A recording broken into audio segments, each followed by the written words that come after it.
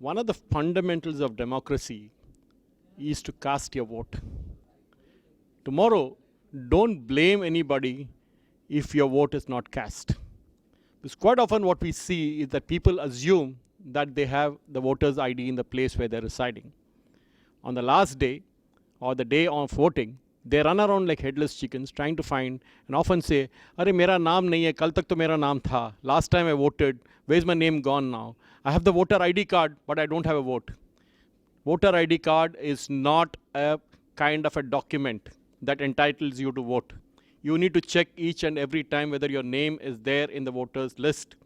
Just go to the site nvsp.in, nvsp.in, and check and ensure you check with our organization that is doing this. You can check with Modi Army on how to get the voter registration done. Second thing, don't assume that you are staying in a place where you don't have a voter ID right.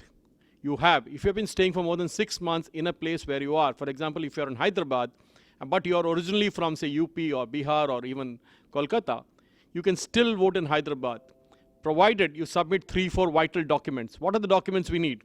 One is your photograph. Second is your date of birth proof. Now, date of birth proof can range from your Aadhaar card to your PAN card, to your driving license, to your passport, anything that has your date of birth in it. Then comes the address proof. Now, how do you get the address proof? The address proof can come from a variety of sources. It can be your passport again, it can be your driving license, it cannot be your Aadhaar card, because as per Supreme Court mandated norms, the address cannot be taken from Aadhaar card. It can be your driving license, it can be your passport, it can be your bank passbook. For example, many of people whom I have seen who come from outside Hyderabad often say, "Oh, I'm staying in a rented accommodation. How do I get my, my address?"